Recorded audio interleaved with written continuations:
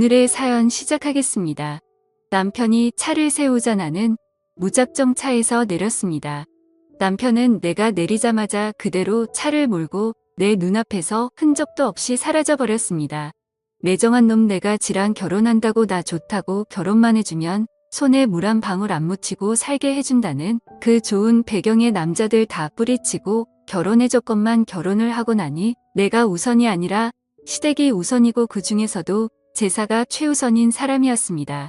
아무리 조상님이라지만 죽은 사람한테 뭐 그렇게 정성을 들이는지 지 마누라인 살아있는 나한테는 이렇게 개똥처럼 대하면서 말입니다. 웃기지도 않습니다. 서울로 올라가면 당장 이혼이라 생각했습니다. 요 놈의 주댕이 나는 손으로 내 입을 찰싹찰싹 때렸습니다.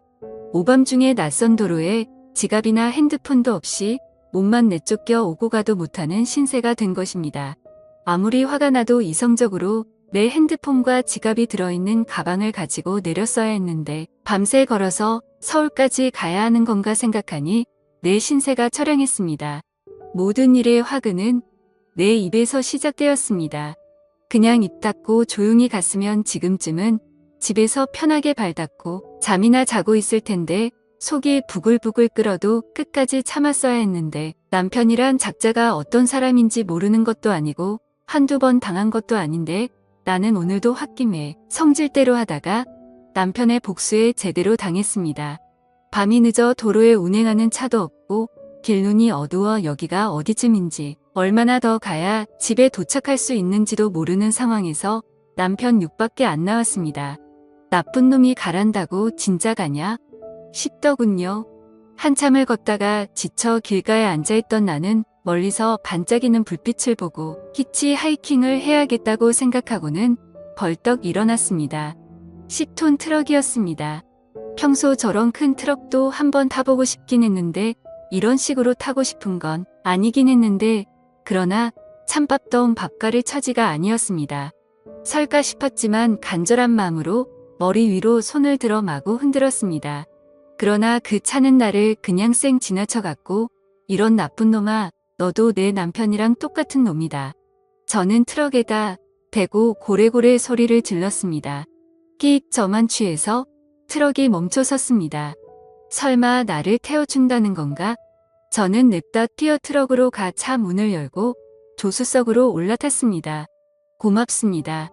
아까 뭐라고 하는 것 같던데 뭐라고 한 거요? 아하, 아닙니다. 혹시 어디로 가세요? 나는 서울 양천구로 가는데 어디로 가셔? 그럼 가는 길에 저 강남 가는 길 위에 좀 내려주실 수 있을까요? 뭐 서울 들어가면 내려줄 테니 거기선 알아서 가시오. 네, 정말 감사합니다. 근데 핸드폰 지갑 하나도 없어서 돈도 좀 빌려주실 수 있으세요? 뭐 이렇게 없는 게 많고 해달라는 게 많아. 배고프니 밥도 사달라고 하지 그래? 사실 춥고 배도 고프긴 한데 히터 먼저 좀 틀어주실 수 있을까요? 참 난 밤새 달려야 해서 히터 틀면 졸려서 곤란한데. 전 밖에서 한참 떨었더니 애처로운 눈길로 쳐다보자 트럭 운전사는 그럼 히터 틀고 길가에 한잠 자고 가야겠네. 안 그래도 나도 졸리던 참이었는데. 그렇게 우리는 도로가에 있는 졸음 쉼터에서 트럭을 세우고 트럭 안에서 눈을 감고 잠을 청했습니다. 저는 기분이 싱숭생숭했습니다. 낯설고 좁은 공간에서 외간 남자와 둘이 밀접해 있으니 잠도 오지 않고 가만히 있기가 힘들어 이리 뒤척저리 뒤척했더니 트럭 운전기사는 실눈을 뜨고 나를 보더니 잠 좀 잡시다 했습니다. 잠이 안 와요. 왜요? 외간 남자랑 있으니 긴장돼서 그런가 봐요. 털끝 하나 손도 안 댈 테니 걱정 마시오. 그게 더 기분 나빠요. 내가 매력이 없나 싶고. 참 차 태워줘. 돈도 줘. 히터 틀어줘. 이제는 그래 너 이쁘다 얘기까지 해줘야 돼? 이런 대책 없는 사람은 또 처음일세. 또 뭐가 더 필요한지 얘기해봐요. 드러나 봅시다. 그럼 이렇게 해주세요. 트럭 운전기사에게 나는 원하는 걸 얘기했고 기사는 이 여자가 진짜인가 싶어 한참을 생각하는 눈치더니 그럼 넓은 뒷자리로 건너가서 합시다. 새벽녘이 밝아올 때쯤 트럭 안은 히터 덕분인지 내 몸에서 열이 나는 건지 더 이상 춥지 않고 사우나 같이 후끈했습니다. 우리 배고픈데 밥 먹으러 가요. 밥 사달라는 말을 아주 자연스럽게 하네 그려. 호은아는 웃으며 트럭 운전기사의 팔짱을 끼고 휴게소에 들어갔습니다. 휴게소 식당에 마주 앉아 순댓국을 먹으며 트럭 운전기사가 물었습니다. 무슨 일이 있었길래 오밤중에 도로에 있었던 거요? 실은 어제 시댁 제사 다녀오는 길에 남편하고 싸우고 화내며 내렸어요. 그 나쁜 놈은 그냥 가버리고. 이때다 싶어 저는 트럭 운전기사 아저씨에게 자초지종을 설명하기 시작했습니다. 저는 남편과 제사 지내러 시댁인 경주에 내려갔다 서울로 올라오는 길에 차 안에서 신랑에게 싫은 소리를 좀 했습니다. 아무리 종갓집이라도 제사를 한 달에 한 번씩 내려가서 지내는 건 너무 무리 아니야? 내가 집에서 쉬는 것도 아니고 맞벌이하면 적어도 어머니가 장이라도 봐주셔야 하는 거 아니야? 내가 내려가서 요리만 하는 것도 아니고 서울에서 장 봐서 부랴부랴 경주 내려가서 제사상 차렸으면 고생했다 수고했다 한마디라도 해주셔야 하는 거 아니냐고 결혼 전에 미리 얘기했잖아. 우리 집 제사 12번 다달이 있다. 며느리가 너 혼자뿐이니 힘들 텐데 할 수 있겠냐? 못한다고 하면 나도 결혼할 수 없다. 그랬더니 내가 할 수 있다 결혼해달라고 졸라놓고는 이제 와서 누구를 탓해? 그래도 이건 너무하잖아. 시어머니랑 신우 2명 당신까지 모두 도와주면 그렇게 힘들지는 않을 거라며 난 당신 믿고 결혼한 건데 아버님은 당신 데리고 동네 어른들한테 인사시킨다고 데려가 버리고 어머니는 허리 아파서 못한다. 신우들은 여행 갔다. 애 어려서 못 온다. 결국엔 제사상 나 혼자 다 준비하고 차리는 게 한두 번이야. 엄밀히 말하면 나는 당신의 핏줄도 아닌데 내가 왜 그 고생을 해야 하냐고. 나 식모로 부려먹으려고 결혼한 거야. 그래서 고생 많을 거라고. 집도 당신 이름으로 사주시고 부모님도 할 만큼 하셨잖아. 받을 만큼 받고는 좋아서 이게 벌어진 게 누군데 이제 와서 못한다고. 누가 보면 몇십 년 혼자 제사상 차린 줄 알겠어? 이제 1년도 안 됐는데. 더러워서 그놈의 집 가져가고 결혼 물러. 난 제사상을 내가 준비한다는 게 불만이 아니라 애초에 약속이랑 다르게 모두 나몰라라 하는 당신 포함 시댁 식구들 태도에 불만이라는 거야. 나도 너 이러는 거 질린다. 걸핏하면 결혼 무른다느니 시댁을 우습게 보는 태도며. 이래서 내가 결혼을 안 하려고 했는데 어린 거 너무 티내지 마라. 차 세요. 나 내릴 거야.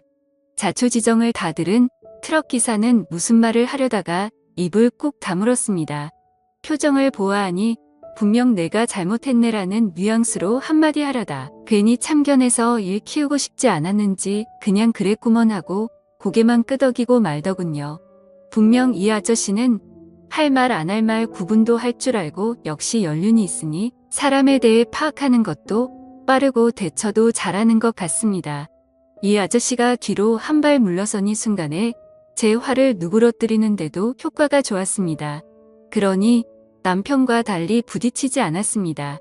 저도 물론 제가 어느 정도 잘못했다는 것도 알고 억지를 부리는 것도 알고 있는데 다 알고 있으면서도 이렇게 물러서니 오히려 제가 좀 멋쩍어지는 느낌이었습니다.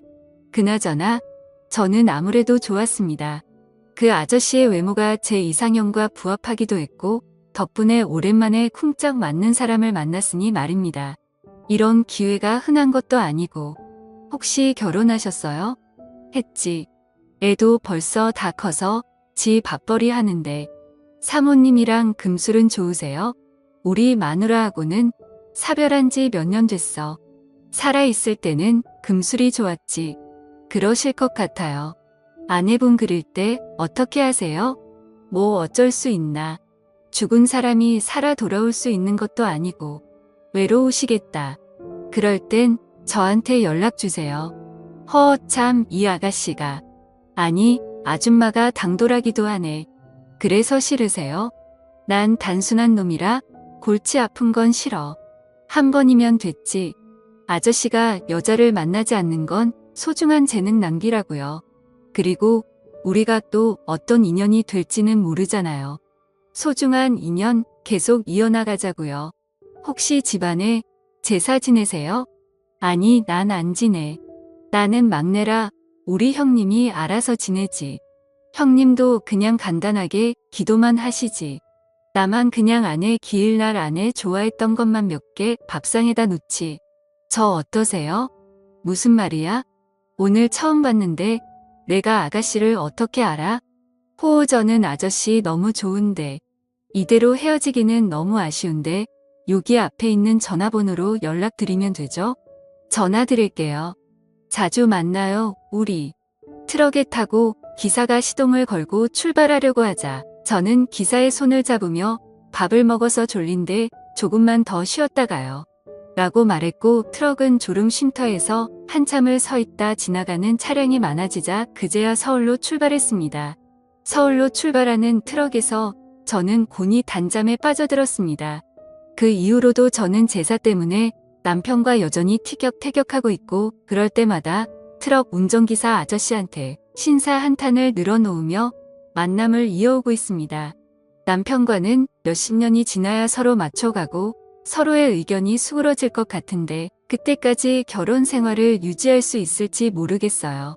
저한테는 오히려 나이 차이가 좀 나면서 배려심 많고 적극적으로 챙겨주는 운전기사 아저씨가 딱이라는 생각도 들고 있고 하루라도 빨리 마음을 정하고 정착을 해야 할 텐데 결정을 내리기 쉽지 않네요.